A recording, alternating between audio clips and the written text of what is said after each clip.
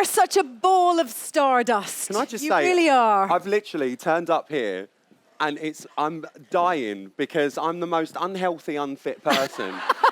And there's people strolling out of cars with yoga mats. The biggest queue is for hot porridge. It's unreal. I don't know where I am. It's crazy. We'll have you doing headstands and yoga by the end of the day. That's all going to be going on. Well, listen, my mic's gone. Can you hear me now? Can hear you now. Yes, Can you hear me? the magic of... My Can you mic? hear? Okay. Of course we can hear you. That's right. We can only hear you. I'm sorry. So your life, Rylan, has been full of risks and bold dreaming. I have read your book and absolutely lapped it up. But before we talk about all your dreams and ambitions, I want to ask everybody today, what is your happy place? What does that mean to you? Does it look like something? Does it feel like something? Is it a person? Do you know what? I think, if I'm being completely honest, it might sound a little bit strange, but I think my happy place is somewhere in my head. And it's somewhere in my head, and you don't always find it, if that makes sense. I feel like sometimes I find it, and I have them 5 minutes, 10 minutes, where I sit there and go, oh, Where is it? You did really, yeah.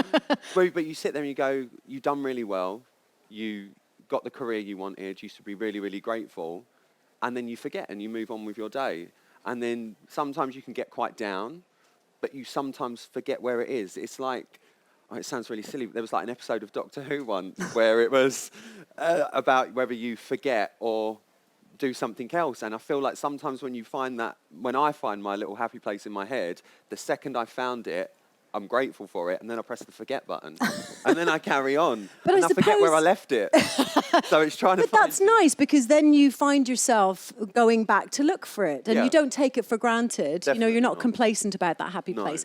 And obviously, it took you a long, long, long, long time to get that successful career. And a lot of people might look at Rylan and go, he was a reality show star and he just had it handed to him on a plate. But let me tell you, it is quite the opposite, because let's go back to little Ross, as you call him, the little ginger boy from East London, pre-Rylan. And you, first of all, clever clogs, got a scholarship to Cooper School. So you're an intellectual. Yeah, but don't tell anyone, because it's ruined my image. I like it when people think I'm stupid, man. I get away. You sound like Boris Johnson now. Yeah. No. Like when I was at primary school, I was really academic. For some reason, I can't remember how to add 2 and 2 now, but I was really good with numbers. I was really good with things like that, and I got into what was then the top school in the country, and it was the biggest blessing. And not for the education, but because of the environment it was. I had amazing friends, and I do feel that being at Cooper's, and I remember writing this in the book, that if I would have gone to any other school, I don't think I would have been able to be doing what I'm doing now because of that environment that I was in at that school. Although, can you tell the story about the day that you left Cooper's? So I feel like you were always so ambitious and always so destined for greater things that at the end of your tenure at Cooper's, they kind of said, you can go now. Yeah. You can leave now. And you walked out with a boombox on your shoulder singing Hollaback Girl. Yeah. And it was almost like an up yours, right? Because I'm on to bigger and better. Do you know what? I look back now at my time fondly, but when I was there, it was quite evident that sort of by year 9, sort of the age of sort of 14, 15, I wasn't the academic, the school they wanted the girls to look like models and they wanted the boys to look like Harry Potter. I wanted to look like a model. So, girls were allowed to have their hair coloured, makeup, stuff like that. Boys weren't allowed to have their hair coloured. It was stupid things like that, and I was just the rebel. And anyway, at Cooper's Coburn, they have a sixth form, and it was, again, the best sixth form.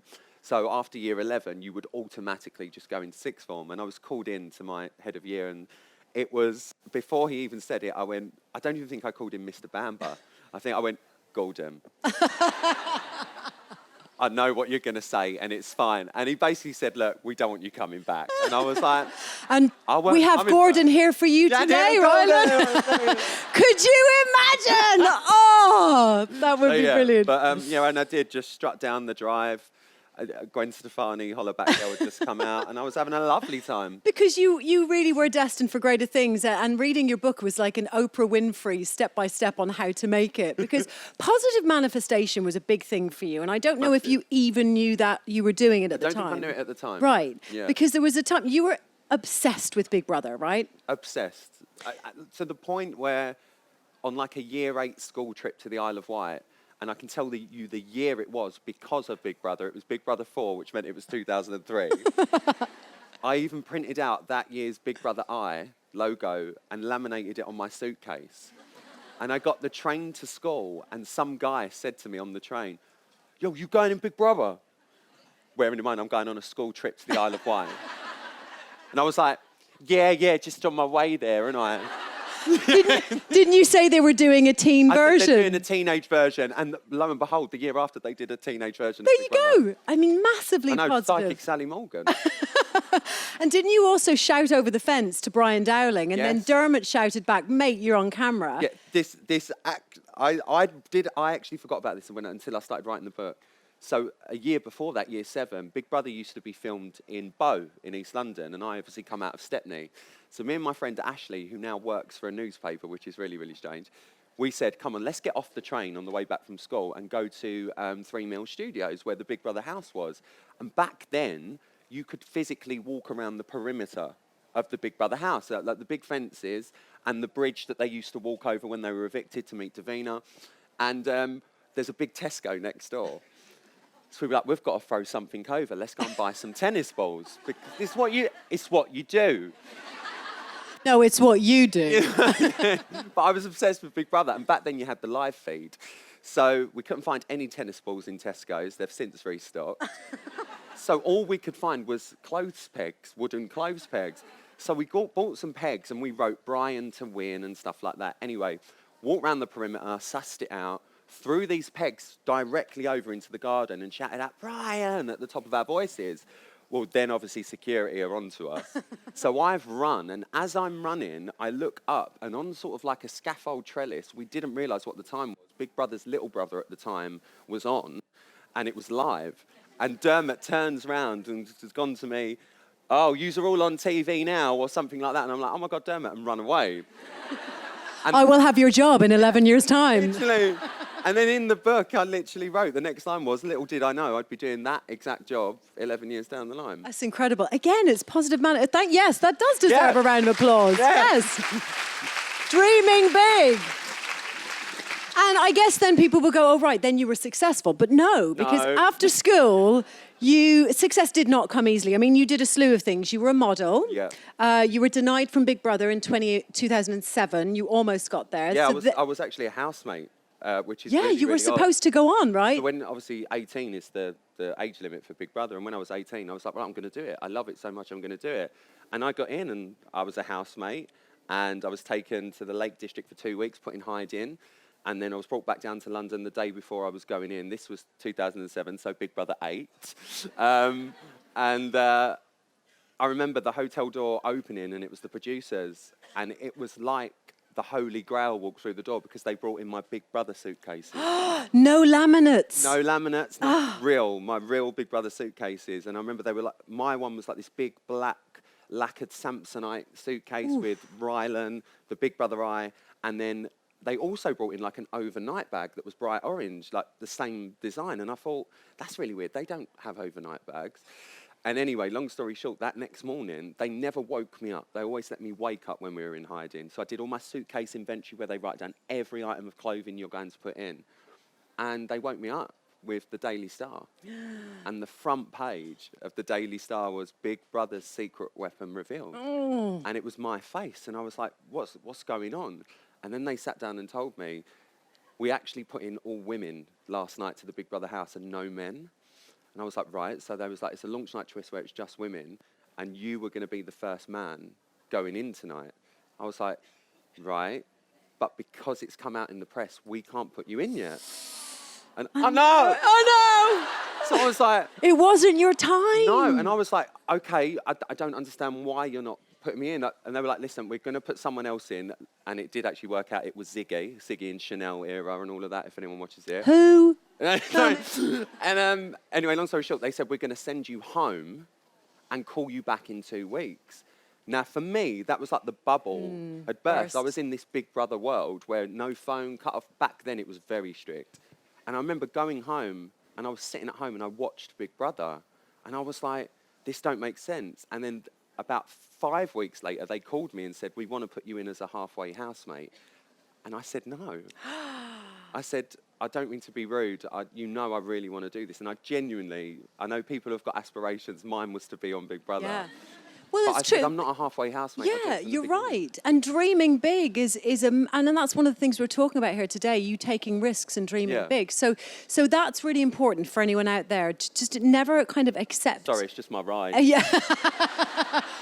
You got 8 minutes, 45 seconds left. They can wait. They can wait. So dreaming big is really important, right? Yeah, I really do think it is. I really do. Yeah.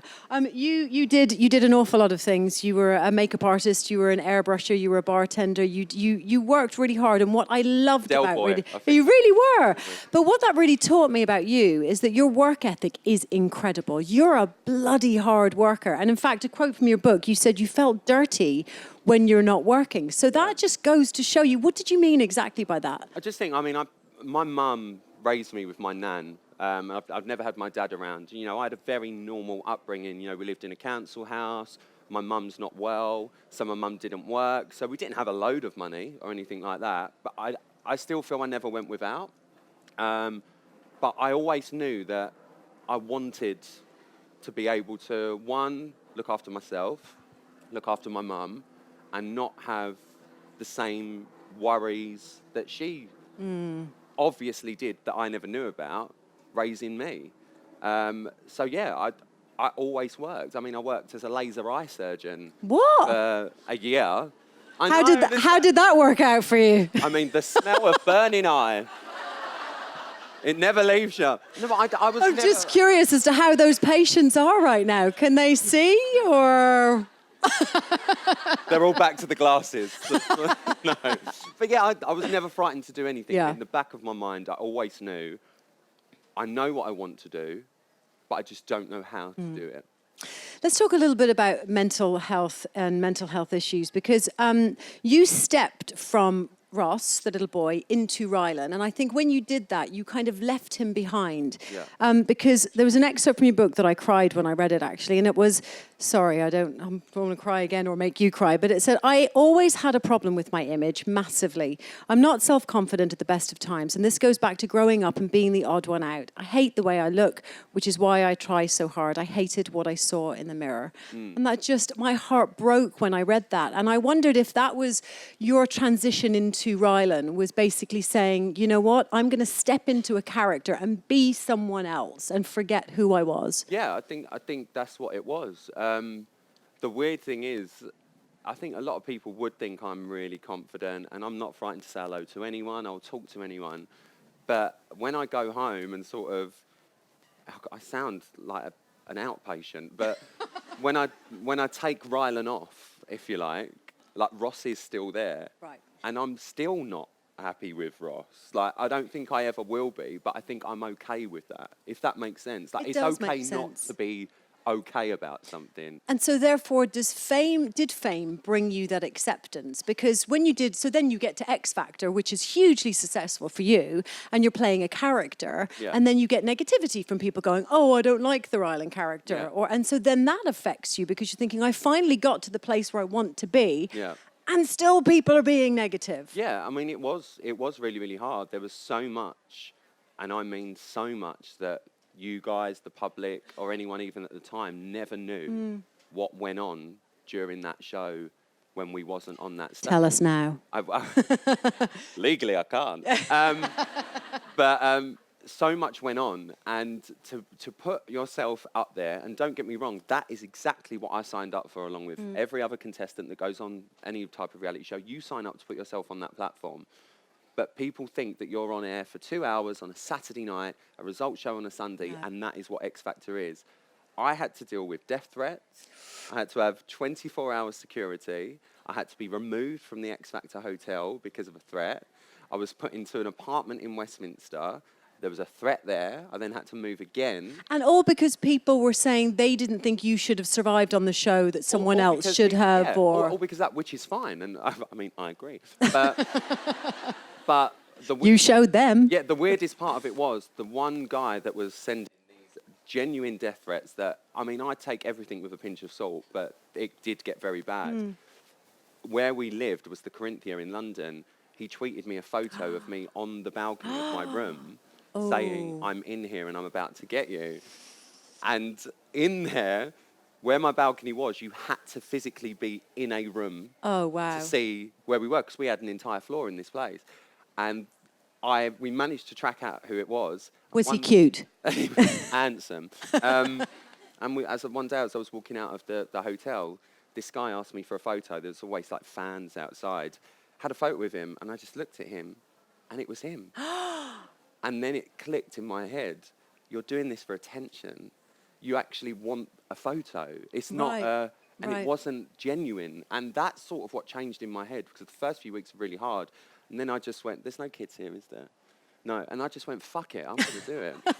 Yeah, I'm just going to do this and enjoy it. And I love that attitude, because in the book you said that you got to a point where it was really, really difficult, obviously. Yeah. But you had two choices: to either go, right, I'm going to shy away from this and I'm just going to put my head down and lose, or I'm just going to treat it like a pantomime, which is really what it's like, a circus, right? Yeah. And I just thought that was so clever of you at that point. Was that the turning point for you then? Do you think that you embraced fame and everything that came with it? Yeah, I always say sort of week 5 of X Factor, I was there for 8 weeks, and week 5, I knew at that point I was going into Celebrity Big Brother. I'd already been told and been asked, and I knew in the back of my head I was always supposed to go into that house. Because of previously what had happened before, I never let it go. I genuinely never let it go. But I knew X Factor was, like you said, pantomime. And I would wear the feather boas. I'd do this. I'd do whatever they wanted me to do. But I knew I was walking into that house. And whether I lasted a day or a week on that show or won it, which I did, I could genuinely be myself and have a laugh and enjoy it. And that was the massive turnaround for me. Yeah, and there is a quote in the book, and I have it written here somewhere, but it was something about that you finally realized that was when people accepted you for you. Whoever that was, whether it was Ross, whether it was Rylan, it was you, because X Factor was a character, right? A major character. Yeah. It really, really was. And then to go from winning Big Brother, which was like a childhood dream, to then being asked to host it was, I mean, even now, it's incredible. I still don't. And you deserve every second of it, doesn't he? I loved every second of it, you really do. Thank you. Can you, so what would you say then would have been the biggest risks that you've taken in your career so far? I think the biggest risks, genuinely, is stepping outside the front door and doing it. There is not one point. Everyone thinks, oh, this was the point that made you, this was the point that did this. My X Factor audition, I wasn't even going to go to. I got up that morning with my long blonde hair, and the last thing I thought I really wanted to do was fucking blow dry it for fun. Girls, you know what I mean. And it was all wet, and I just thought, oh, I can't. And this was before the Dyson, and I was like, no. And I just thought, no, I'm not going to do it. And it was about 7 o'clock in the morning. It was a day like today, but about 50 degrees. I'm ginger. I knew I was going to be standing outside the O2 for about 12 hours. I had sunstroke. I just couldn't do it. And I even turned up in my car to the O2, ready for that audition. And I walked around the corner and saw the queue. I saw the queue. And I turned around. I was like, bollocks, I'm going up. And then I thought, no, look, you're here now. Just do it. And that was it. That was it. And are we lucky that you did? Well, no, I'm lucky. I'm sorry Yeah, but you are the nation's sweetheart, and we get to see you on Supermarket Sweep as well soon. Congratulations on that. I know. It's up and up and up and up. Your career is on a massive trajectory, and I want to leave everyone with your moral that is in the book. And by the way, I think you're going to be signing your book at Waterstones this morning. The Life of Rylan. The moral of Rylan's story is don't settle for choosing one or the other. If you really want to do it all, don't let anyone tell you you can't, because you can. And sometimes you just need to believe you can. Right? I do. I know I'm going to cry. Rylan, we are out of time, but you are a massive inspiration. We all absolutely adore you. We adore Ross. We adore Rylan. Whoever you want to be, you are you to us. Thank you so much, Rylan. A legend.